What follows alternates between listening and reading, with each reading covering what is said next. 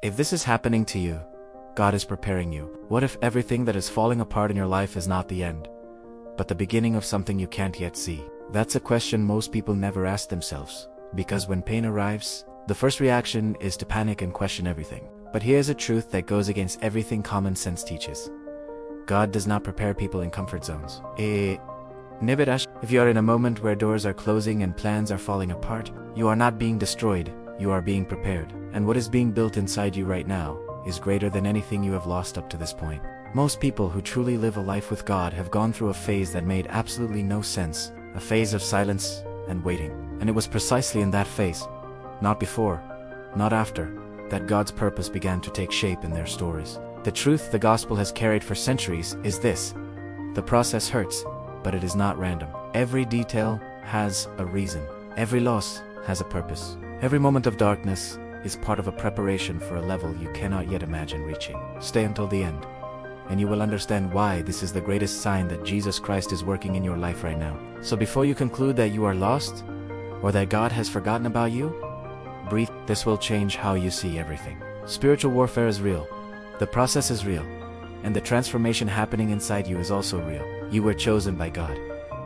Diamonds are not formed in comfortable environments. They are formed under extreme pressure. If you feel that pressure, you have immense value. Stay, because God is speaking, and what He has to say will transform your story. Doors are closing. There are moments in life when a person does everything right, prays, puts in the effort, keeps trying, and yet the door simply does not open. And then comes that strange, almost suffocating feeling that something is wrong.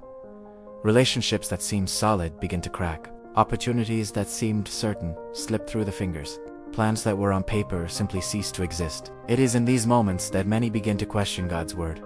They question the Christian faith and even their own walk with Jesus Christ. But not every closed door is a loss. Grasping this changes everything. When God is at the center of your life, every closing has a reason, even if it is not yet visible.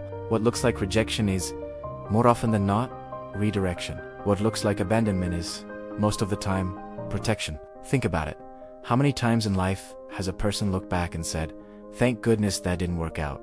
God's purpose rarely reveals itself in the moment of pain. It reveals itself afterward, when the person is looking back with different eyes. In the gospel, there is a clear pattern. Before every great delivery, there is a great withdrawal. Before David became king, he was hunted. Before Joseph governed Egypt, he was sold by his own brothers. Before Peter became the cornerstone of the church, he denied Jesus Christ 3 times. None of those closings were accidental. All were part of a greater plan, orchestrated by the one who sees beyond what human eyes can see. The question is not whether the door closed, but what is being built on the other side while it remains closed. Many times, what a person cries hardest over not having obtained was exactly what would have prevented them from reaching their destiny. A relationship that ended may have been the protection that prevented a far greater pain. A job that did not come may have opened space for a divine calling that was waiting to be discovered. A dream that did not come true as expected may be being rewritten in a far greater way. Life with God teaches this. What seems like an ending is frequently a beginning. When a person begins to see closed doors, not as failure, but as a filter, something shifts profoundly within them. They stop chasing what is not theirs and begin to trust that what is meant for them will come. You are being tested. There is a truth that Christianity has carried for centuries, but that many people have still not truly absorbed. Difficulty is not a sign of abandonment. It is a sign of process. When everything begins to press in at the same time, when the pressure seems to come from every direction without relief, the natural human reaction is to think that something is wrong, that God is distant, or worse, that He is not listening. But spiritual warfare teaches exactly the opposite. The hardest moments are the moments when God is working with the greatest intensity. It is like gold, it only purifies when it passes through fire. No precious metal is formed in comfort, and no person of faith grows stronger without being tested. This is a principle that crosses generations, cultures, and stories. The test is not punishment, it is a question. And God is asking, do you still trust me when you don't understand what is happening? Because true faith was never about believing when everything is going well and life is peaceful. Anyone can trust on a sunny day.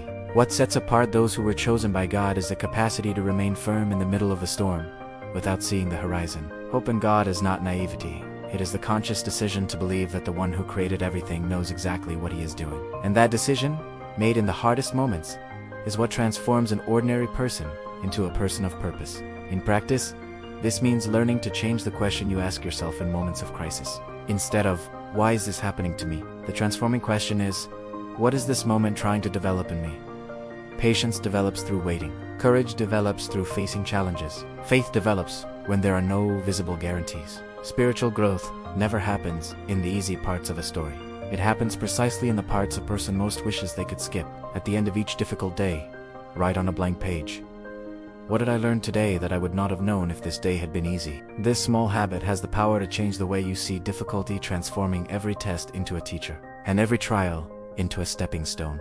Something is happening inside a person who is going through a genuine process with God, and they are not always able to name what it is. Suddenly, things that used to make sense no longer do. Environments that used to feel comfortable start to feel small. Conversations that used to entertain now feel empty. And then comes that strange sensation of no longer fitting in where they once fit perfectly. Many people interpret this as loneliness, as a crisis, as something going wrong. But the truth is that this discomfort has a name: transformation. God's word is clear when it says we should not conform to this age, but be transformed by the renewing of the mind. And renewal is never a silent process. It shakes things up, it displaces, it unsettles before it liberates. What a person is living through is not a loss of identity. It is the construction of a greater identity.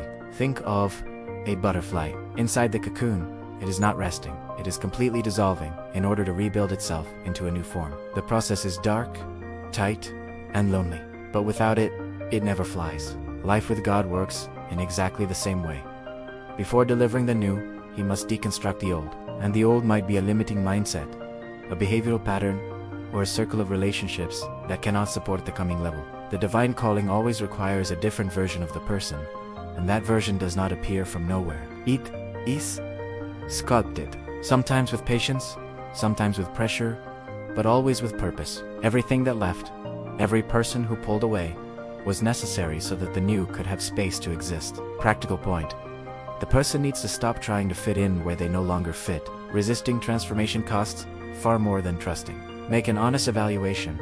Are your habits feeding who you are becoming, or holding you back to who you were? Resources like Rich Dad, Poor Dad, and The Monk Who Sold His Ferrari speak extensively about this mindset transition. Combined with daily Bible reading and spiritual growth, they form a solid foundation for anyone going through real transformation.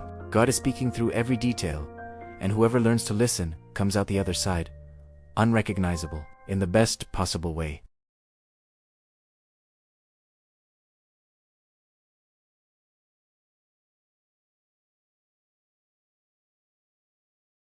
The timing of God makes nitrogen monoxide sense. This is perhaps the hardest part of the entire process, and also the most misunderstood. A person looks around and sees other people advancing, achieving, accomplishing, and then looks at their own life, and feels that uncomfortable sting of falling behind, of time passing too fast, of plans taking too long to get off the ground. This feeling has a familiar name: delay, and it is one of the most dangerous traps of the spiritual journey. Because when a person begins to believe they are behind, they start making decisions driven by urgency, and decisions made in haste are rarely aligned with God's purpose. God's word is clear throughout its entirety. God's timing does not follow the human calendar. He does not use a clock. He uses purpose. Think of the story of Abraham, a man who received a promise from God and waited decades to see it fulfilled. Or the story of Joseph, who went from the pit to the palace, but not in a straight line.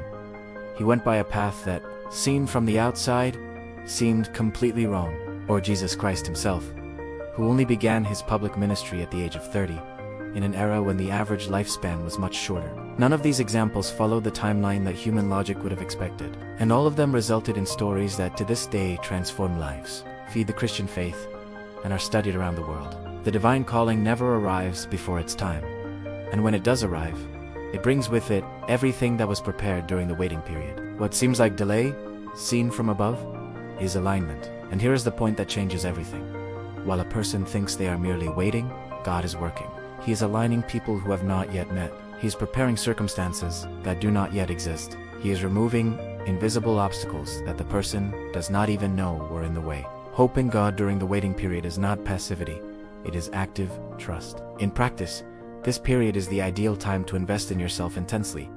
Learn a new skill, deepen biblical knowledge, strengthen healthy relationships, take care of physical and mental health. Because when the right door finally opens, and it will open, the person who knew how to use the waiting period will walk in prepared, not just relieved. God is speaking through every day that seems still. I have not forgotten you. I am preparing you.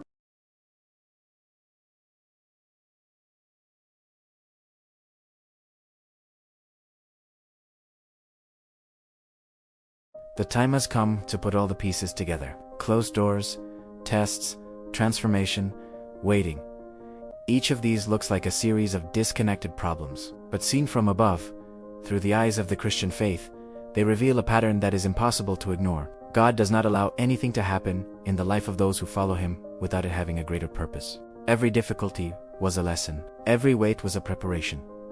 Every loss was a protection. And everything, absolutely everything, was part of a plan that is greater than the human mind can calculate. God's word says that His thoughts are higher than ours, and His ways are higher than ours. That is not poetry, it is a literal description. He operates in the life of those who are chosen by God to carry a real purpose on this earth. If life is hard, if the process is heavy, if the pressure is intense, that is not a sign that God has abandoned you. It is a sign that He is taking you to a level you are not yet ready to occupy, and He loves you too much. Think of a father who does not hand the car keys to an 8-year-old, not because he doesn't trust them, but because they are not ready.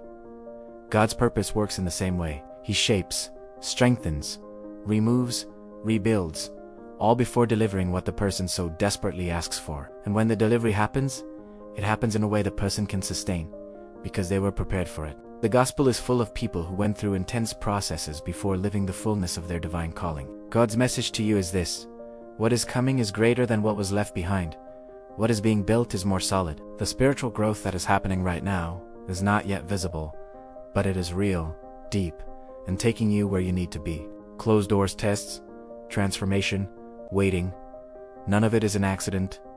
None of it is punishment. All of it is preparation. The fact that you made it to the end already says a great deal about who you are becoming. God's word is clear. What He began in you, He will complete. This is not the end of your story. Knowledge without application is merely entertainment. You did not come this far to be entertained. You came this far to be transformed. Will you keep seeing closed doors as failure or as protection? Will you use the waiting period to prepare for what is coming? Hope in God is a decision made every day. If this message spoke to you, share it with someone who needs to hear it. Comment below. God is preparing me. Subscribe to this channel and turn on the bell. There is much more to come.